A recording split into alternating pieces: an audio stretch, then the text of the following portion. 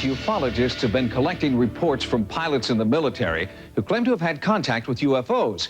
Unfortunately, these reports remain unconfirmed because the pilots are reluctant to come forward. But now, one former military pilot is talking. In Russia, Maxim Cherbakov was so convinced he'd been fired on by an alien spacecraft, he went to court to prove it. 2 years ago, a pilot in Russia came forward and told of a frightening UFO encounter. Risking ridicule, Maxim Cherbakov was determined to tell what he maintains is the true story of his bizarre experience. At 19, Cherbakov was one of the rising stars in the Soviet Military Flight Academy and became the Russian equivalent of a Top Gun. His flying record was impeccable until August 1991. Then, on 2 separate occasions, he had strange mechanical malfunctions in his jet aircraft. On one occasion, he was forced to eject. An investigation of that incident concluded that Cherbakov had acted calmly and rationally. But 12 days later, a third incident would change Cherbakov's life forever. 20th August, second shift. I made 2 flights with my commander, and third flight I made on my own. I gained an altitude of 3,900 meters. Then suddenly, I saw a ball in front of me, about 20 degrees to the right. He watched the object for several seconds. Then, as it came toward him, Cherbakov tried to radio the base. The light from the UFO was blinding. A sense of unexplainable fear came over me. On the back of my head, I began experiencing warmth. I felt as if someone was present and watching me. My movements were under control, controlled by someone other than me. Cherbakov claims the reddish-yellow object started maneuvering around the aircraft. For several minutes, it kept up with the jet's airspeed and mimicked its movements. During that time, Cherbakov was unable to communicate with his base commander. The radio emitted only a squealing sound. Pilot Cherbakov's description of the UFO moving relative to his own airplane is really quite common. Dr. Richard Haynes has documented over 3,000 pilot sightings of UFOs. I have thousands and thousands of cases of pilots in daylight encounters with structured objects, in the sense of having 3-dimensional mass, in the sense of having aerodynamic kinds of flight behavior relative to the aircraft. And so what he describes here fits in very nicely to what I have from hundreds of other pilots around the world. Suddenly, in rapid-fire succession, the generator in Cherbakov's jet failed.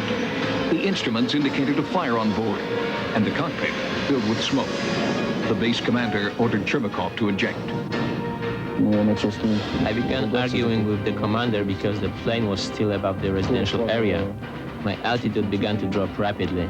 I had to pull the plane out of a nosedive. At the altitude of 1,000 meters, I finally cleared the residential area and I ejected. 4 seconds later, the plane exploded. Cherbakov landed safely in a field and was rescued an hour later by a military helicopter. While officials combed the wreckage of the jet, Cherbakov was examined at a military hospital. An intensive 3-day interrogation followed. The interrogation was conducted with a sense of total distrust toward me. Right from the start, they told me that the first, the second, and now the third incident is all your own doing. Cherbakov was also interrogated by the KGB, who did not believe his story and charged him with insubordination and sabotage under the International Terrorism Act. Cherbakov claims the KGB threatened that if he did not tell the truth, he would be brought to trial, found guilty of terrorism, and shot by a firing squad. Vladimir Azhaja heads the Russian Center for the Study of UFOs, housed in the Ministry of the Interior in Moscow. Dr. Azhaja is considered one of the world's foremost experts on UFO phenomena and has studied Cherbakov's case. We concluded that Maxim has a normal, healthy psyche and is not inclined to fantasies. Retired Major General Albert Stubblebine is a former commanding general of U.S. Army intelligence. He witnessed and documented a hypnosis session conducted with Cherbakov by an American psychiatrist.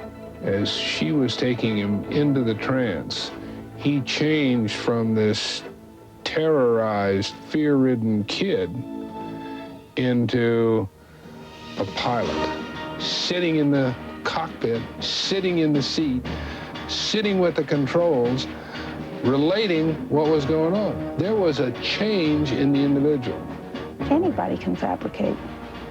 The question is, was he fabricating? And he struck me as a person who, in that situation, was not fabricating. Whatever it was that he was saying, he truly believed had happened to him. Maxime really believed he had not done anything wrong, in fact, had done the right thing, and desperately wanted this sorted out.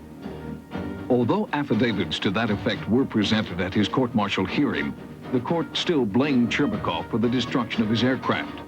But the military prosecutor admits that some of the evidence of Cherbakov's innocence was very convincing. From the beginning, I had doubts about the truthfulness of Cherbakov's statement.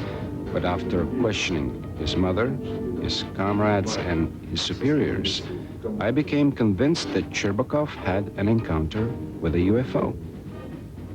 In January 1992, the case against Maxim Cherbakov was dropped. But despite this vindication, he was not welcomed back into the military. There is no training for pilots to deal with such encounters. The older pilots told me that a lot of encounters happen, but they don't speak about them. I feel that I'm missing something from my soul that I want very much. My love for the planes and flying has remained and will continue to remain. Did Maxim Cherbakov see a UFO? We may never know the answer, but one thing is clear. Maxim Cherbakov ejected only after he saw that his jet would avoid populated areas below. There is now a movement underway in Russia to award Cherbakov with a medal for heroism. According to UFO researcher Richard Haynes, up to 15% of all pilots, both military and commercial, have reported some kind of contact with a UFO. Haynes believes the actual number could be quite a bit higher, since countless pilots are understandably reluctant to come forward.